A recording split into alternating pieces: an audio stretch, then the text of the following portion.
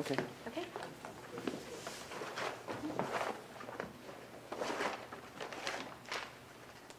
I'd like to pass out. Yeah, you can just bring it up here, and then while you're getting ready, I can do that for you. So, Okay, well, okay. I'm ready. Okay, fine.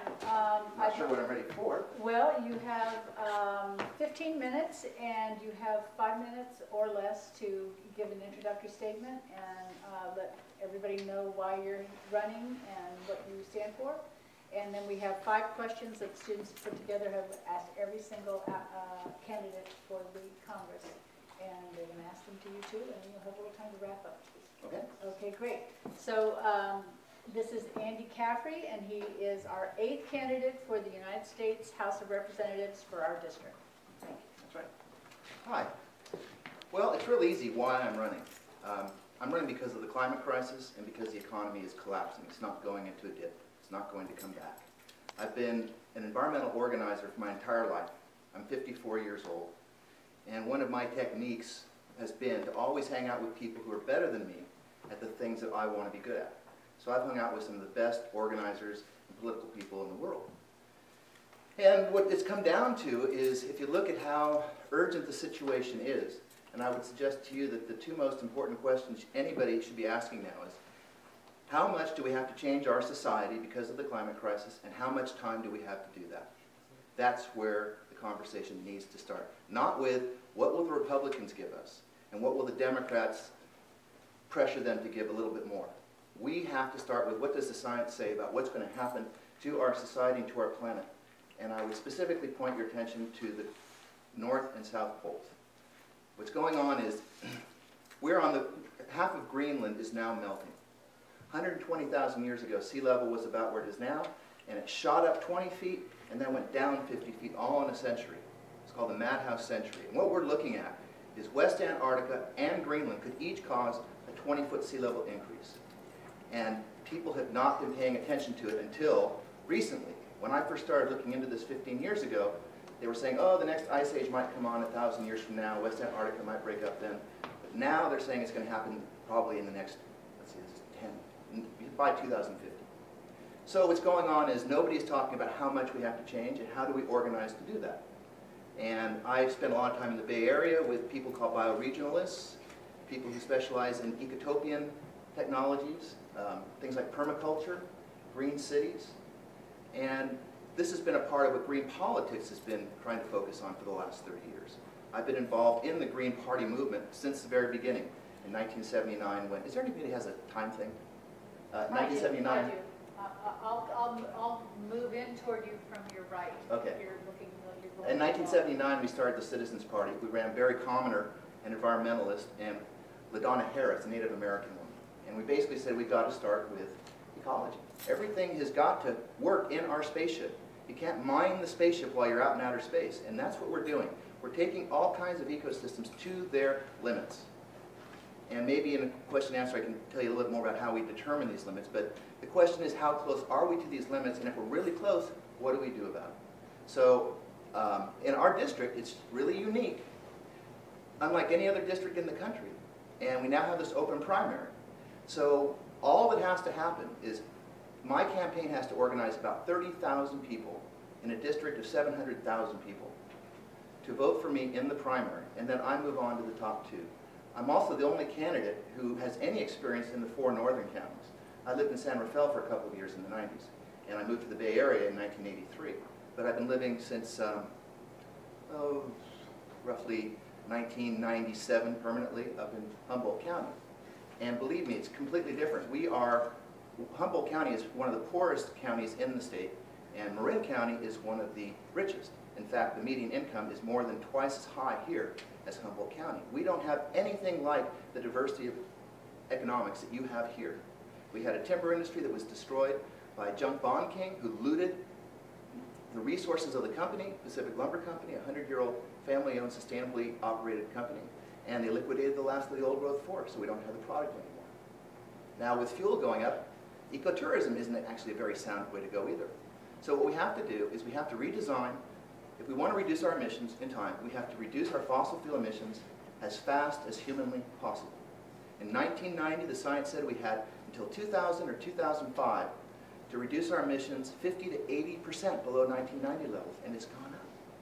We didn't get any more time. In fact, they said that we underestimated the threat, so we still have that deadline. So that's why I'm making the case that we have to do it as fast as possible, and that means making everything we need as close to home as possible, so you don't have to use fossil fuels to take things a long distance. And so that's what my economic program is about. It's about redirecting money from the federal government, from taxing the rich, from ending the war on drugs, and from reducing the size of the empire. We have people in bases in 150 countries. We cut that in half. We would have the funds we need for every community in this country to start to rebuild a sustainable infrastructure designed around bioregions, which are the eco zones that people live in. That's the only way you can determine sustainability, is what can my ecosystem handle?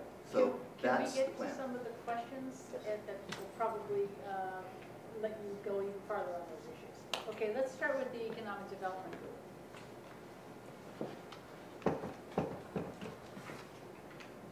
What is your position on our nation's debt, and what would you do to subsidize that debt and stimulate the national economy? To subsidize the debt? Yeah. You mean pay it off? Yes. Oh, okay. Well, I'm not as worried about the debt. In fact, it's the worst thing in the world to deal with the debt now. When a person is homeless or their life is wrecked, that's not the time when they pay off their debts. That's, in fact, when they need the most help. And that's the way the economy is now. We need to be doing something similar to what FDR was doing with the New Deal. But even more so what he did during World War II, which was the war effort, which was much more intense. We stopped making cars for 3 years. We were that focused on shifting the infrastructure to, or the industrial base to producing what we needed for the war instead of for automobiles. So I don't think there is a deficit problem. I think the rich are undertaxed. If you look what's happened in the last 30 years, the top 1% have gone from about 12% of the wealth of the nation to up over 25%. And you can see the middle class money has gone down. So what's happened is the buying power of the middle class has been sucked away up into the richest group. And it started with Ronald Reagan and his tax cuts. And so what's happened is they just sucked enough money up that the economic engine has stopped. And so what we have to do, and that's why my program will do this, is if we direct a couple of $1 trillion to rebuilding our infrastructure, then you put money into the hands of people and you can start the economy rolling again. Okay. Education? Do you think it is more important to fund higher or lower education, and how would you do that? More important? Yeah.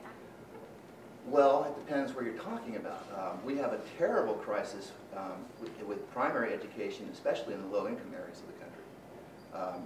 Boy, in some areas of the country, something like 15% of the students graduate from high school. So you have to start with that. Now, I'm a person, when I went to college at UC San Diego, I paid $200 a quarter for my fees. And I'm going to fight for reducing fees to nothing again, like they do in most of the European countries. So they're both equally important to me. I think we should have the best schools in the world again, like we did when I was a kid. And there's no reason not to do it. Again, the money has been sucked up to the rich, and everything in our communities is falling apart.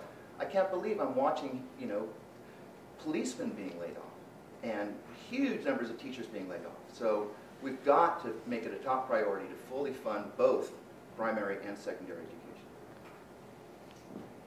How about our environmental group? Which source of renewable energy do you believe is most sustainable and economically viable, and which should be discounted? You mean subsidized? Which type of energy do you think is not as sustainable or should be looked at to use in the future? Okay, well, I'm a decentralist. Again, going back to bioregions, I think we need to produce our energy as close to the end use as possible.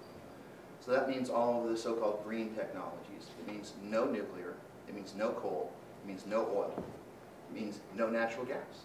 I'm terrified of what's happening to our water nationally because of fracking. So what we have to do is actually move away. That is the goal. We have to move away from fossil fuels and nuclear as fast as we can. So the other ones, you know, wind, solar. I prefer decentralized solar to the centralized, but in some places it's necessary. And I believe in trying to produce as much of your energy at your home or at your business as possible. And that includes nuclear, fossil fuels, or any other, or natural gas. Okay. Health care. What is your stance on socialized medicine and medical care? And if you are against it, what is your alternate solution? And if you're pro, are you going to advocate towards it? Okay, well, I think all of us, except maybe Dan, support Medicare for all, or national health. If you've seen Sicko, you can see a lot of the solutions that I advocate, like they have in France.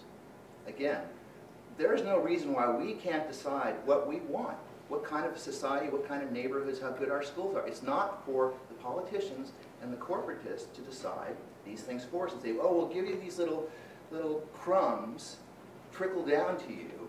And in fact, I'm in favor of removing the whole funding of schools from the property taxes, where in Beverly Hills you have much better schools than you have in Watts, and having it federally funded, so that all of the schools are top-notch. We also have a question on campaign finance. How do you feel about corporate financing of campaigns, and have you accepted any major donations? No to the latter.